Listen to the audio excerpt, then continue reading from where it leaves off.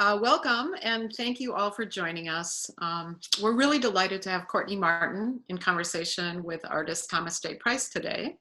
It is an extra bonus that the two have known each other for many years and that Courtney is very familiar with Thomas's work.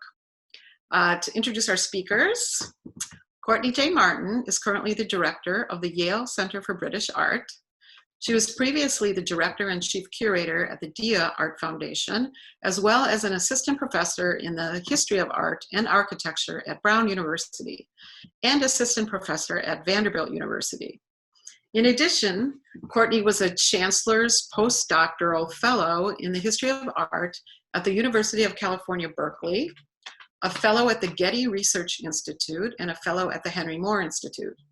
She also has worked in the Media, Arts, and Culture Unit of the Ford Foundation in New York. In 2015, she received an Andy Warhol Foundation Arts Writer Grant.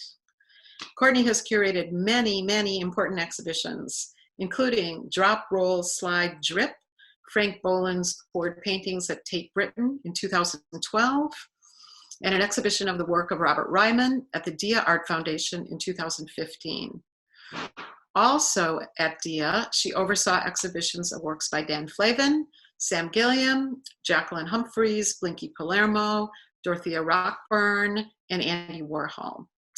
Courtney Martin received her doctorate from Yale University in 2009 for her research on 20th century British art. As a graduate student there, she contributed to the Yale Center for British Art's exhibition, Art and Emancipation in Jamaica. Welcome, Courtney. Artist Thomas J. Price lives in London. He studied at Chelsea College of Art from 2001 to 2004 and earned his MFA at the Royal College of Art Sculpture School in 2006. While his work is interdisciplinary, embracing photography, sculpture, and video, it thematically shares a fascination with the human body, its language, facial expression, and external presentation. In turn, Price recognizes the body's ability to suggest states of mind. Price has been making figurative sculptures, such as his newest one currently in Milwaukee, called Within the Folds Dialogue 1, since 2005. Often focusing on Black males, the sculptures represent an amalgamation of observed traits, ancient and historic sculpture sources, and typecasting represented by the media. Price has shown his work internationally, including selected solo exhibitions at the National Portrait Gallery in London, the Royal Academy of Arts London, Midland Arts Centre Birmingham, Royal College of Art London, Yorkshire Sculpture Park, Harwood House, and Hales Gallery London. Price has also been included in shows in the US and Europe, and his work is in a number of private and public collections. Welcome, Thomas and Courtney.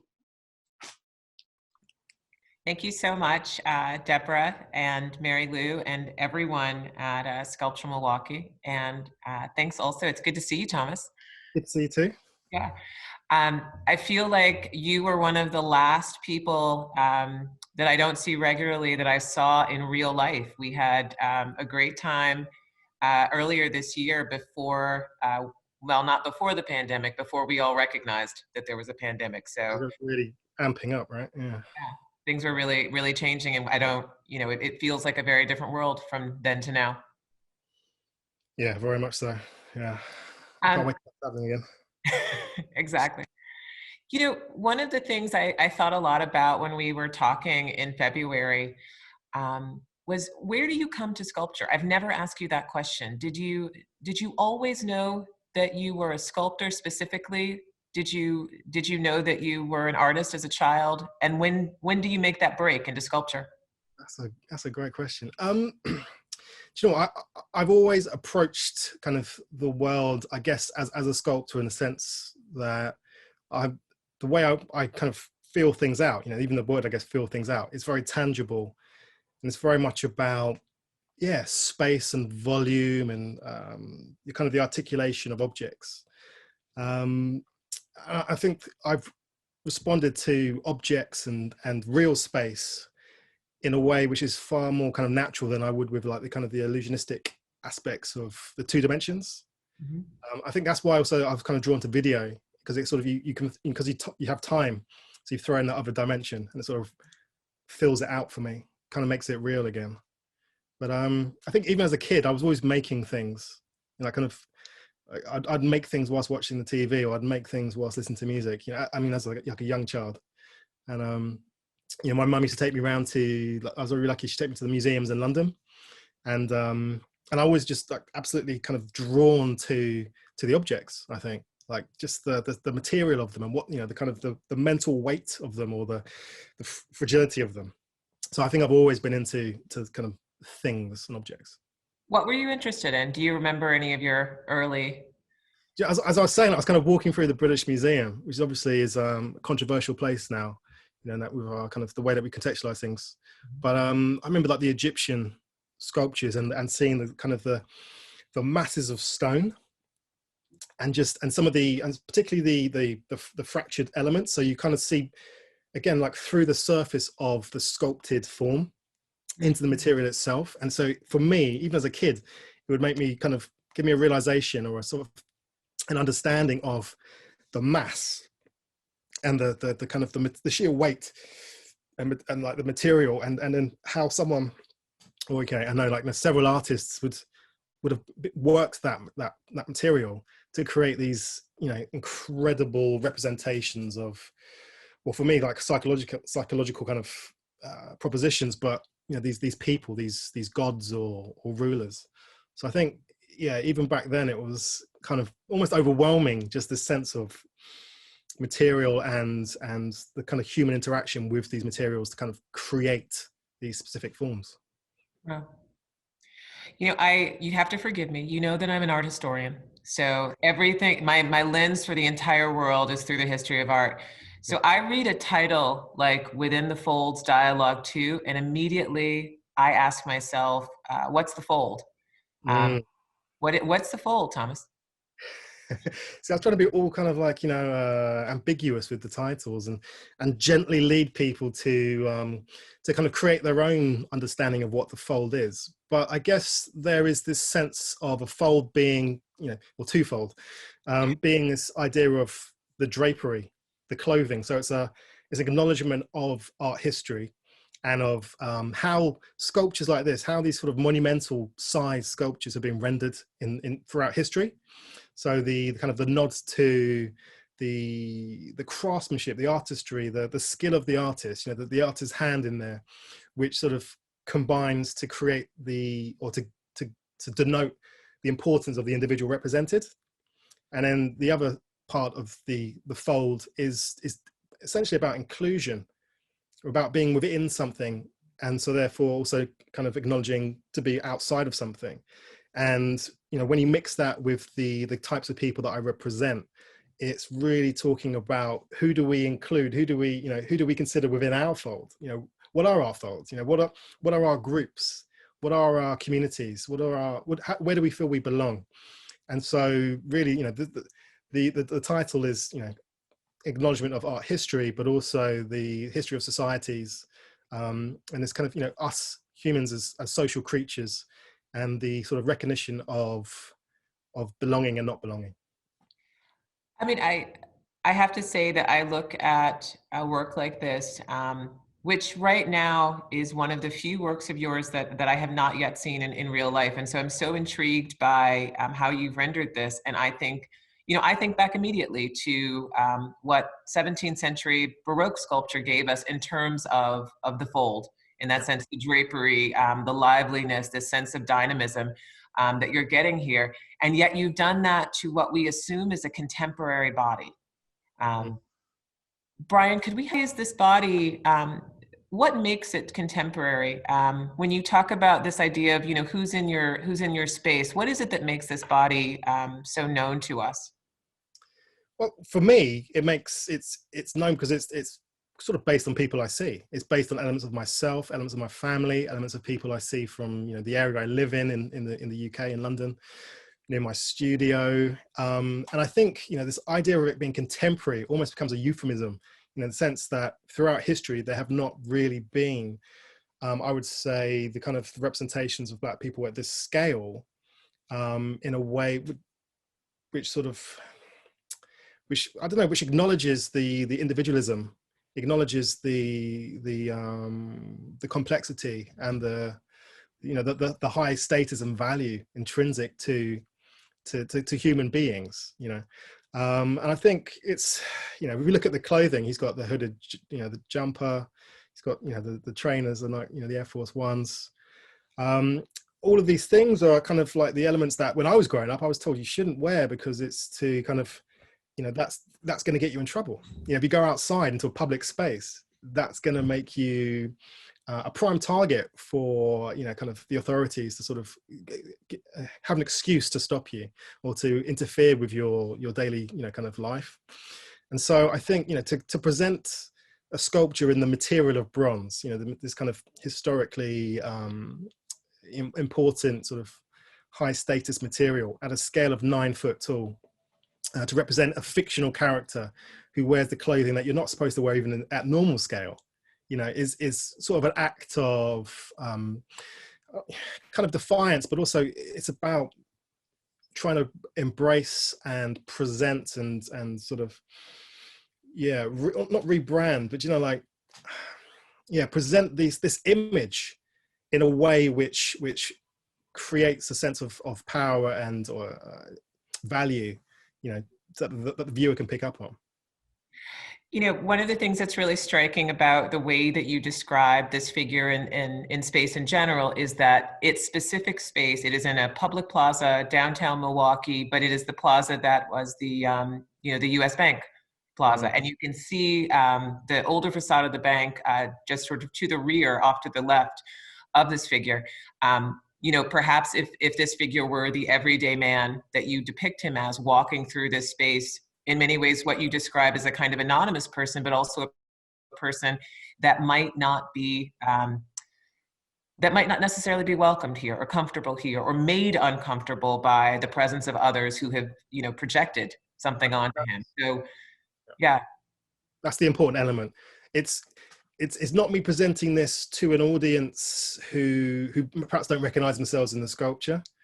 It's me really presenting this to people like myself or people who do recognize themselves and can acknowledge and understand, sort of immediately that psychology you've just sort of talked, that dynamic of being in a space with people projecting onto you, and yet you become the focus. So someone who is potentially anonymous, the show I had at the power plant in Toronto was called, Ordinary Men, as a kind of a nod to that. This idea that, almost this desire to be anonymous, to be invisible, kind of how it plays with the reality of either people, picking you out visually or trying to ignore you visually so that they don't have to interact. So yeah, there's a lot of things going on.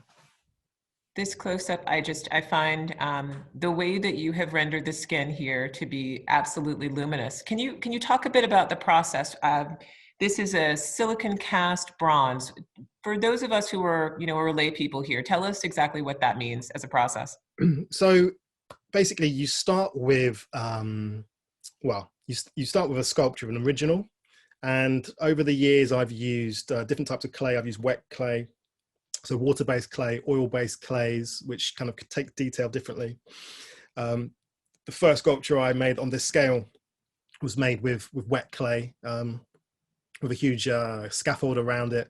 I've moved towards sculpting digitally, which allows me to kind of, it's less linear and more kind of, I can test out different versions of the same person, the same sculpture. But essentially you end up with an original model, which is then molded in silicone, like a flexible mold. And then a wax, a hollow wax is taken from that. That wax is then covered in a ceramic shell, and it has a core inserted into it, which is then used, this is all the lost wax casting process. And then that wax is melted out to create a void in the ceramic shell. And into that void is poured molten bronze in the case of my sculptures. And then you kind of end up with this lump of bronze, which looks a bit like the thing that you made. And then you have to kind of do the chasing, which is the finishing work. So filing, welding, putting the pieces together. And then once that has the the kind of the bronze colored form, you can choose what coloring you put onto it, so the patination. And I choose a very specific black for my sculptures. Really, I did it from the beginning because I wanted to. So I'm using bronze. I'm using this material that I talk about in terms of, you know, hierarchy of materials, the way of instilling value into a figure, a person, or representation of a person.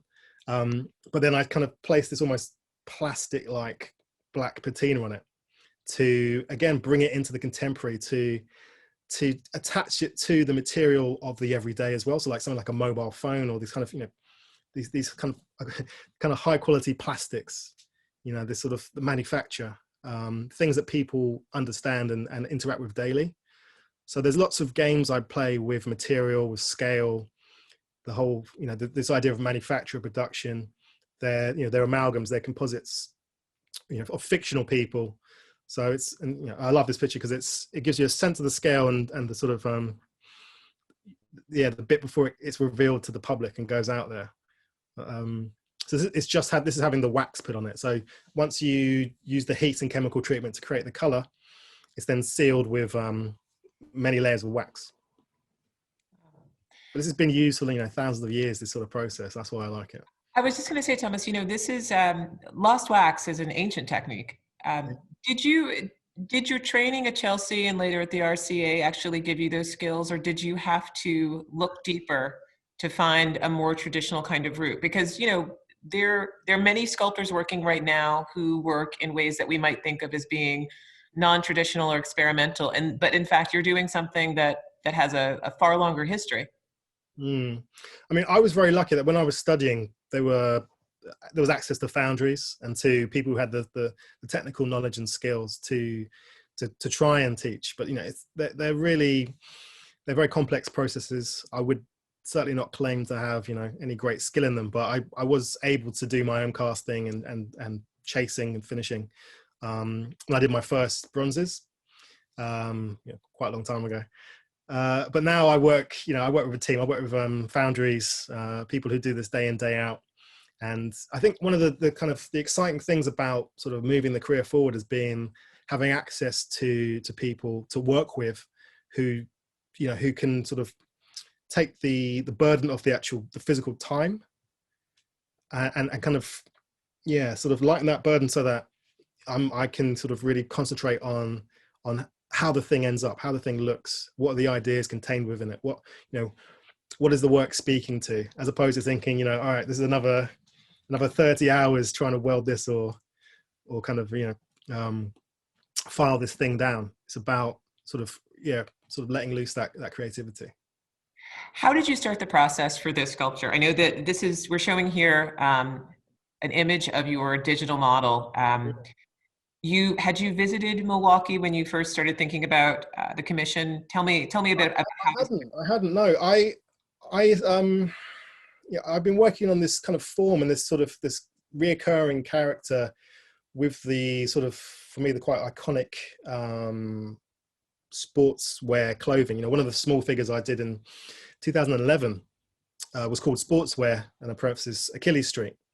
So I've always had this fascination with clothing, this idea of the sartorial choices we make, you know, interacting with other people, kind of the signaling we do, and also how people try and sort of how the people try to define us by what we wear, and so how we sort of play these games with people, or how that kind of that sort of visual interaction. But so I wanted to create this large figure who had this sort of, I say, iconic clothing. And so that process we were looking at before with the digital model, that's a mixture of 3D modeling that I've done in the computer, along with some 3D scans. So what I normally do is, it changes from sculpture to sculpture, but it's a bit of a mashup of different processes to create the right visual. So I'll often use 3D scan to create the kind of the framework for the stance, and then go into it and do what needs to be done in terms of moving it around. You know, you got to totally resurface it. You got to make the hands. You got to, you know, sculpt the head. but it's quite nice to have this sort of lump of a thing.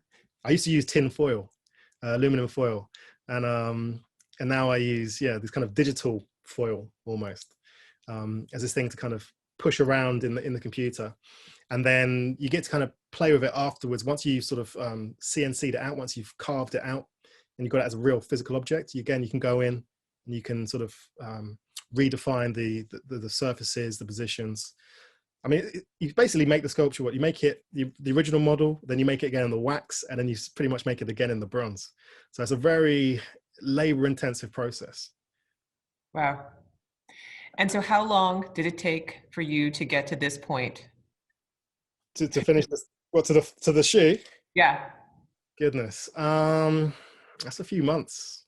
Okay. I mean, it takes, I often get asked, how long does a sculpture take you, or how long does it take to sculpt one of these things, digitally?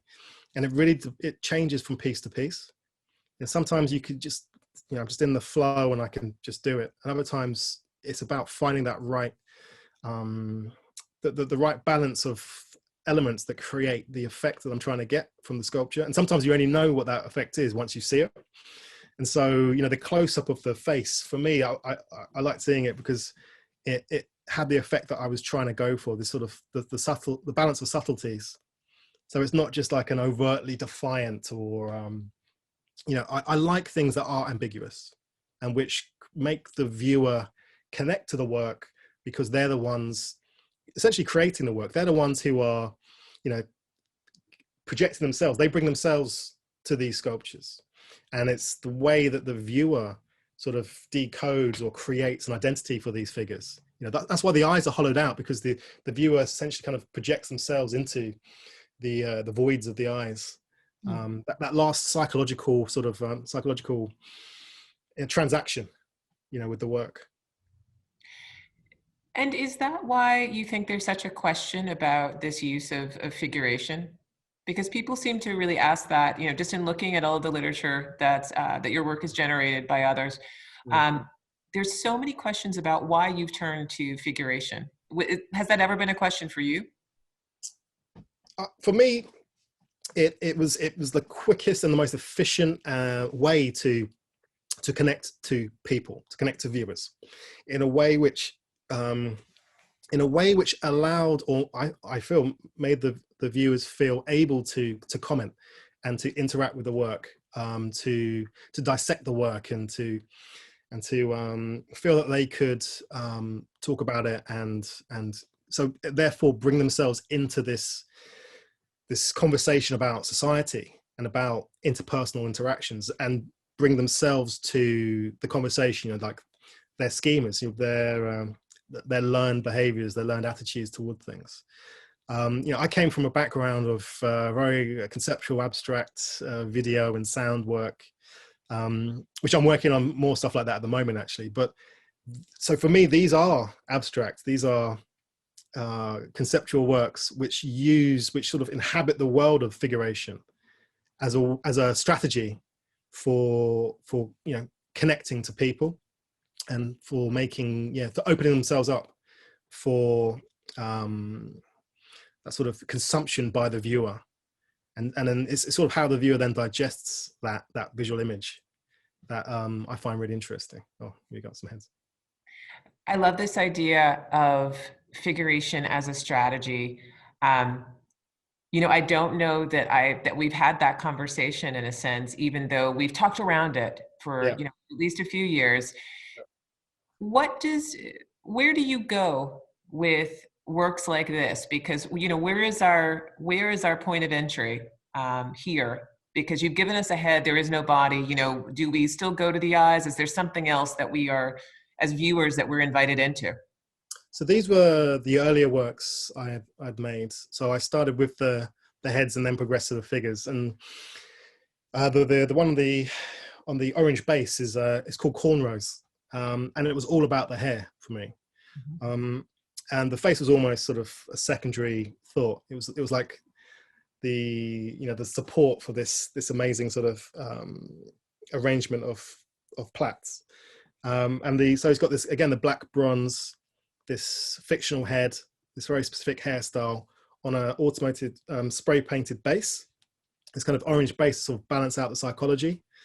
And I was using car spray painted bases as this way, as a kind of a way of looking at the plinths a bit like cars, and how both can sometimes be used as a way to create status, or to as a way to identify or a position of pride. Because the idea of the car being this, this precious object, or this thing that someone can sit in, and therefore they're sort of elevated if you've got a nice car or something like that. But this for me is again about the physiognomies. This is about the types of faces, and kind of how, as a whole, how does that affect the viewer's sense of what they're seeing? How does it affect the viewer's psychology? Is it there's so many different strands to it. It's quite funny to try and articulate it verbally, but there's have I seen this as a sculpture before? If so, what scale have I seen this? Because these are very small. Have I seen something like this on a base like this? Where have I seen this kind of, it's all about the viewer trying to kind of compile where they've seen these materials, where they've seen this aesthetic. As an object, how do I feel positioned next to this object? Do I loom over this object of a representation of someone that I may or may not feel like I know? So then what's that dynamic between this presumed identity of this figure, or this head, and the viewer's own identity? So there's all these sort of push and pull aspects, these static sculptures that the viewer has to move around, or can kind of visually encompass with one gaze, as opposed to the large figures which you have to kind of approach, and then the closer you get, the bigger they become. So there's a lot of the time with the smaller pieces, I was doing a lot of detail, so it sort of draw the viewer in and make them really invest some time in just looking at the object, and then before they know it, they're kind of face to face with this character, who might kind of then start to be created in their minds about who is this person. So there's lots of strings to the bow. Yeah, absolutely. So this is a series, I think, that you started in 2008, and I think that you call this series Nudes. That's the name of the whole series. Is that true? Yes. Tell us, where does this come from? I mean, there's a history of both male and female nudes. This is not new territory in that way, but there is something very interesting. Your nudes are not idealized, and I hate to say it, Thomas, these are not beautiful bodies. Where does this come from for you?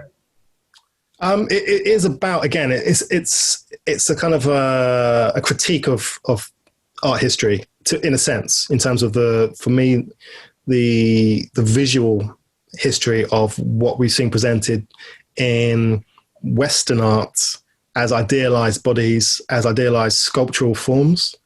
This is obviously a more naturalistic kind of Greek to Roman. Not got the Curie kind of stance here. This is very much kind of very well. The one on the left is more of a kind of a classical stance, and then we start moving into more recognizable sort of everyday positions. The older guy with the hand sort of clenched, and I wanted to present a non-idealized body, male form, as a sculptural object in a material of power. So these again are bronze, but at a small scale, which sort of played with the way that we would feel about the power dynamic between ourselves and the person represented.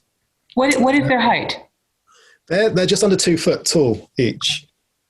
I can't remember. They slightly vary, but for me, this was maybe it's a bit like when I looked at books as a teenager of art history, and there's something about looking at the scale of a book and this,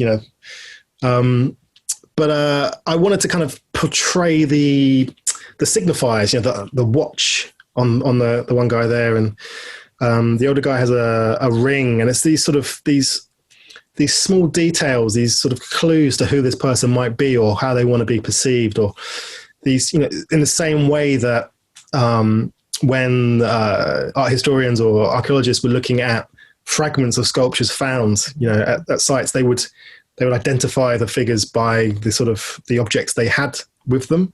You know, like I'm just thinking like Heracles with, you know, the club and the, you know, the lion's pelt or something. You know, it's who are these people? And I guess as the artist, I'm sort of playing that game of, you know, find the clue. To draw the viewer in. So it's not just the physiognomy, the stance, it's the little details. Because I think also what I was doing with these is removing them from, and it's nice that they're on these backgrounds, is removing them from the environmental context. Mm. So these are the only pieces I have that have their own integrated little bases. Wow. But they're all the same. But it was about removing them from the environmental side of things. So kind of stripping away a lot of the information and making the viewer have to, again, bring themselves and their understandings to these objects without the other bits of information that they might hope to have in order to identify who they are. You know, it's funny because I went down a rabbit hole a few days ago when you first sent these images, and I was thinking about, you know, I know that they have street names in Brixton, identifiable places. I know where Corinth Road is. And in the process of trying to figure out, I just wanted to see them in, you know, in a map to see what the relationship between Corinth Road to Ducey Street were. I found, you know, I got into two different stories that seemed so relevant to the way that you've placed these two images together, which is that Corinth Road is named after Frederick Snowden Corinth, who was a late 19th century MP. But he's a constructed man. His father didn't take on the name of Corinth until 1837. He goes to Cambridge sort of off the back of his father's trading. He becomes, you know, an army figure, and then sort of works his way up the ranks, and then he becomes an MP for East Suffolk. And so I'm looking at him, at this younger man, you know, and thinking, you know, he looks like someone who has had to be made, whereas Francis Reynolds Morton Ducey is actually an inherited title. He was the third Baron of Ducey and inherits it from his brother when he dies. And so he becomes an MP as well, but he is, you know, he's Royal Navy. He was born to this. And, you know, then you think about that placement in Brixton, particularly given that Ducey is, that street name is given to recognize Ducey's work in the American Revolutionary War. Essentially that he commandeered what we know now as the Caribbean, the Anglophone Caribbean.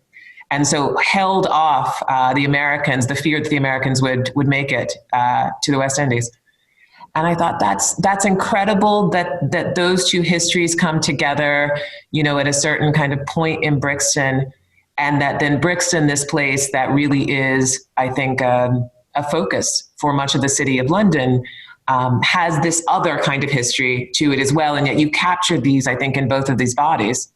I mean, Brixton, since I was born in Camberwell, just up the road, and I've always lived in Brixton, on the edge of Brixton. Mm-hmm.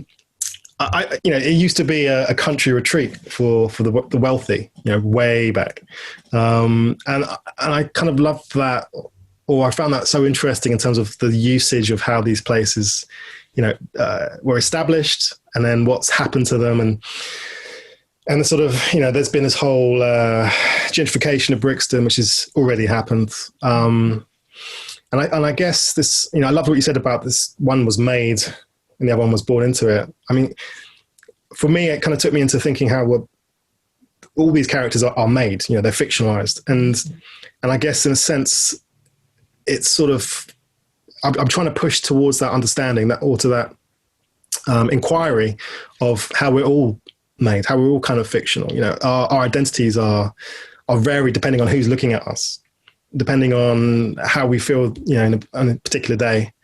The stories we tell ourselves, you know, and then what's recorded officially. And I think that's why these sort of look like artifacts in a way, because I wanted to play with this idea, you know, what was it, 2008, you know, play this idea of almost an alternative history, and to create this sense of, or create an understanding of provenance, you know, this idea of claiming one's history, claiming one's identity, creating one's own identity. So therefore, you know, I've talked about intrinsic value and these ideas that these sculptures are self-contained, the fact that None of them are looking to the viewer to be validated, to be told that they exist.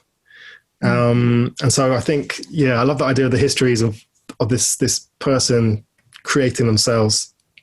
And then, having maybe the things that signify that identity. But I've, as you walk around London, it is very interesting to see how things have changed even in the last 15 years. And I'm sure there are people older than myself who are here like, it's amazing how things have changed in the last 30, 40 years. But I love this idea of locating individuals in areas which kind of talk about what might be expected within those areas. And I mean, I say like the sportswear on Achilles Street, which is near my studio in Deptford, again in South London. I love the fact that this again, a slightly overweight guy wearing an American football jersey. He's located in London. He looks like he might be from kind of West African descent with an American football jersey in the UK. I love to sort of bring in all these different elements and talking about the kind of the global nature of where we look to create our identities. Yeah, Orpheus Street. So I'm looking at the light. I haven't seen him for a while. Thomas, would you be open to taking questions from our audience? I think that we have a good number. Oh, yeah, of course, yeah. So I've just been talking too much. No, not at all. Let's see what we have here. Deb, do you have questions for us? I'm just looking through them. Are they about my background? Because I'm not really here, just, Maybe a good place to start would be someone asked if your interests and influences, what your interests and influences are from Western sculpture. We've talked about a lot of ancient sources, and they were wondering what would be Western sources. And then someone else asked in a related comment, if you were at all influenced by Richmond Barthe, the Harlem Renaissance sculptor. Yeah. So in terms of, do you mean like more contemporary Western influences? Is that what? I'm not sure. Just the question asked. I'll just ramble through them. I'll just ramble through. Okay. All right. I mean, I love the work of Barthe, but I wasn't, in all honesty, my art history was lacking when I was studying. Mm-hmm. I was really responding to my understanding of the art history in terms of like the ancient. So what sort of neoclassical sculpture was pointing to, which was existing around London, around stately homes, and in kind of these in the museums in London particularly, which were all talking about grandeur, about the when people who were of recent history were represented, presented in the like National Portrait Gallery, or the great men, their heads all sort of on the wall, or their figures standing there. They were all taking these neoclassical kind of an ancient Greek, Roman sort of nods to references. So I think I wanted to create people that I felt an affinity to and that challenged those presumptions of who we expect to see presented in that way. I wanted to create an alternative to that. And obviously, when you look at Barthe and the Harlem Renaissance and that hugely rich history there, there were people doing it, all during that time. But I'd say I've never really considered myself to be a figurative sculptor. It was more me taking this guise to as a strategy to kind of create that social conversation, or that conversation about society and about our learned expectations for the kind of the roles that we expect people to inhabit, I guess. Mm-hmm.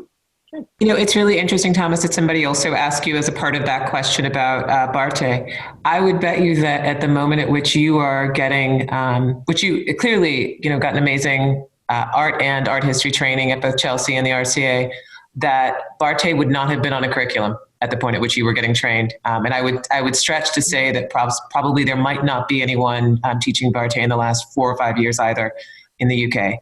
But that also, I would say that there probably aren't that many people teaching Barthe in America throughout art history, which is a real lack. We have an incredibly good question from our dear friend, Bob Rennie, about your Windrush proposal. But can I just ask, if you're willing to talk about your upcoming Windrush proposal, could you also, for those of us coming from the other side, can you just tell us a little bit about what the Windrush is? Yeah, so post World War II, Windrush was called the Empire Windrush. Everyone takes that bit off it, but it was essentially immigration from the Caribbean after the UK government asked for help in rebuilding the nation's infrastructure. So it said, it needed workers in all the essential services. And so, the predominant country, I think, was Jamaica.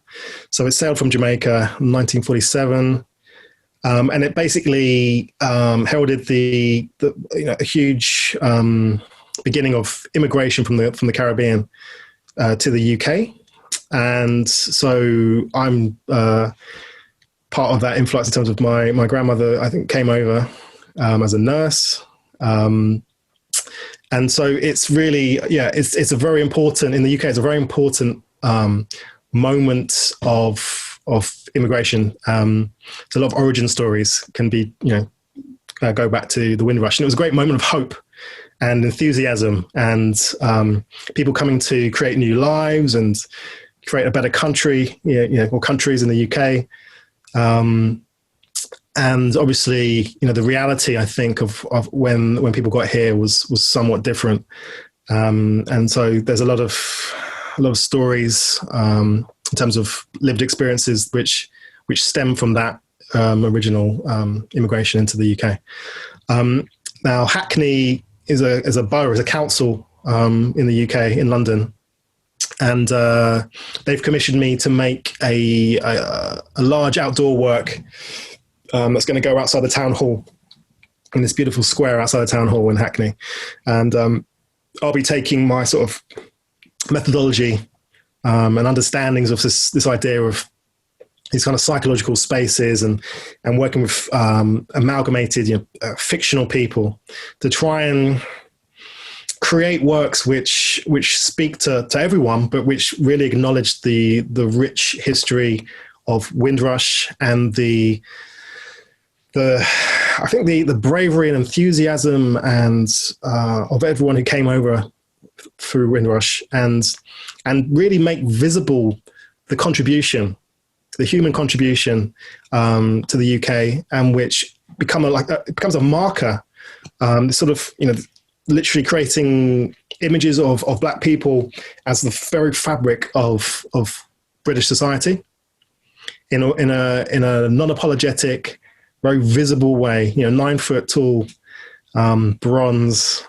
Hopefully, the kind of humanistic elements will come through, because it's I want them to be works for everybody to try and connect to. But specifically, I want them to be works that Black people can feel visible and valued when they look at them as well. I think this commission and the whole celebration of the commemoration of that period in the UK is also incredibly important, because by the time that the anniversary is upon us, that so many of the people who traveled over will have passed. And so it is really, it has now become a historical fact. And yet that lived experience, I think, for so many has been foregrounded, particularly very recently, because there have been so many people who came as children, who were sort of the children of Windrush, or who came, immediately thereafter, who have had real problems with immigration, that I think that has become a real issue in your country. The Windrush scandal, which continues. Yeah, it's so hard to really deal with the almost the lack of humanity, the way that people are being treated, because you don't have, or because the government lost the paperwork or never asked for the paperwork in the beginning. They therefore say that after, people who've never even been to Jamaica are told that, well, you're not a UK citizen. We don't have you on record, so you're going to have to go back to the country that we deem you to be from. And so you've got people who are literally being sent back. There's supposed to be flights going out or to Jamaica, people who are British, and it's I find it hard to deal with the lack of humanity when it comes to these sort of, I think it's a let off to say bureaucratic decisions. The people who paid taxes their whole life, who contributed, worked, who are British, who have made Britain, and they're just shipped off. So I think creating something which can be a focal point for visibility, for the value, to say, the humanity of and the reality of these people, for me, is very important. So obviously, I'm going to go and meet the residents in Hackney and who are attached to Windrush. I'll be doing kind of loose interviews, photographs, scans, sketches, all sorts of things. Trying to get a sense of who's there, who's been there, to create these works, which hopefully will help the UK recognize the contribution and the existence of this really rich history. Yeah. We have a question about whether you are now beginning to represent women, make figures of women, and I think perhaps you are. But does that represent an entirely different set of concerns? Because obviously that history isn't really in the ancient world. So it's a different trajectory for you, I would think. Yeah, it's interesting. For a long time, I had to try to work out what I was doing with my works anyway, with the practice. I really came from this kind of humanistic starting point. So it wasn't even about race. It was about what it means to be human, what it means to transcend these sort of visual shells that we have and connect a psychological space to another psychological space. So the psychological space that I create in the sculptures or the video works to the viewer. And then it became very apparent to me that, people couldn't get past, or people were very much taken with the racial type or perceived racial type of the people I was depicting. And it created, this very interesting and very important conversation about how we see people, what we expect from people, and the histories of being Black in the UK and globally in a white dominated world, basically. So I was dealing specifically with how the Black male body was treated in space and how that was received in space, and I think that came from a very personal perspective. And then I did start to sculpt women quite early on, but I always felt a bit like I didn't want to do it in the way that the kind of the nymph that had just been discovered, or this rather horrendous more recent kind of Western history of depicting women in sculpture by male sculptors. So I made them much more active. They were the Samson character in my sculptures, or they were the ones who that the sculpture was really about. And then I think just as I sort of worked through my practice, and I had more chances to talk to Black women particularly, and to show work and to create an understanding in the world about what I was doing and what I had been doing, it sort of suddenly it clicked with a piece called "Lay It Down on the Edge of Beauty," which is this medium-sized bronze head of a woman, a young woman, which has a kind of her laid edges. That was more about appropriation and this idea of what is beauty, and black women often being kept on the edge of beauty, you know, whilst the elements that are deemed attractive to Western society are almost like taken from them, placed on white models, photographed, you know, and presented as new and beautiful. And it was within the process of making that sculpture that I realized that I didn't have to do anything special, and I wasn't making work about being men. I wasn't really making work about being women. I was making work about being human and having this kind of, I don't know, this kind of trying to have a truthfulness to this vulnerability and an openness to these sculptures being read as human beings. So yeah, I've recently made a 9-foot figure of a woman called Reaching Out, which is installed on the line in London, which hopefully, and one is going to Vancouver, which was just about being human. But obviously, you know, the visual information that's there, you know, being a woman is part of that, being black is part of that, you know, the clothing that's being worn is part of that, the fact that she's on a phone is all part of the information I am feeding the viewer, essentially. And I think I don't know, I felt, I guess it's I felt just more confident with the work and able to let the viewers free to kind of make their decisions. Do you know what I mean? I'm making work about being human, and gender obviously is a part of how we clearly, decipher things in this world.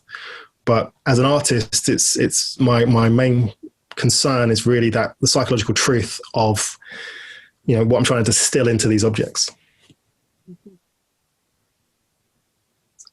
We have time for a few more questions. Let's go for it. One just popped up. I'll just read it as it popped up. Through the years and how your work has naturally evolved, especially in public open spaces, have you felt a conscious move toward actively encouraging empowerment or even activism within the community through their response to your work? Or is this somewhat incidental to the work or placement? I think she's asking if the citing of the piece is very, very specific to maybe activist or political concerns ever. I think I'm translating that correctly. Courtney, does that sound like what she's asking? I'm sorry, I think so. Okay. I got it. And maybe on top of that question, a broad question about, do you have any favorite sightings of your work? Where the work was installed and you went to this place and it was just absolutely perfection and magic, and the environment, the placement, the sculpture was all just happening. Or does that always happen for you? I mean, when the first large figure I made was in a response to a reaction I had to a smaller version of the sculpture, which was considered too controversial to place in the public space as a 3-foot sculpture. It's called Network, and there's one in the Yorkshire Sculpture Park. There's one in London. And so for me, that piece was about, again, creating this authentic psychological sort of manifestation of a human being, and the subsequent citing and locating of these works is always a source of excitement and sometimes anxiety for me, because until the work's there, you never quite know how it's going to be activated, because I have an edition of Network in London, and then there's an edition in the Yorkshire Sculpture Park, which is obviously beautifully kind of created, natural environment with rolling hills and trees and lakes, and it does create a different expectation of what's going to be seen there, and so that becomes part of the context within which the viewers, people see the works and forms part of the conversation for the works. We look at the piece in Milwaukee, standing there in front of the glass building with the flag, and you know, it's, I haven't visited it personally, you know, hopefully I will do, but, you know, image wise, it creates very specific context. So I think, you know, to go to your second, you know, question, when I went to the York Sculpture Park and I saw the piece for the first time outdoors. So originally the 9-foot piece was indoors, and I saw it for the first time outdoors, and I was very worried about how it would be in terms of scale. Would it be swallowed up by the landscape? And I saw that it existed perfectly. I mean, you walked up to it, you weren't quite sure of the scale, and as you approached the sculpture, it loomed large, and it loomed large in a way which I think, you know, drew me and drew the viewers in, as opposed to push them back in, you know, in a sort of oppressive way. So it's a tricky question to answer succinctly. Yeah, I love seeing the works go to different environments, because you never quite know how they're going to be activated. But I think the main thing is that, you know, if the object, if the figure is made in a way which is authentic, then it so far it hasn't really mattered where they've been. They've always done something. Wow. Thomas, that's wonderful. This has been such a great hour. I can't believe that our time is up. Oh, goodness. Right, yeah. Let's make a plan. Let's meet in Milwaukee as soon as we can. That'd be lovely. Yeah, that'd be really good. It's been such a great experience showing work in Milwaukee. It really has.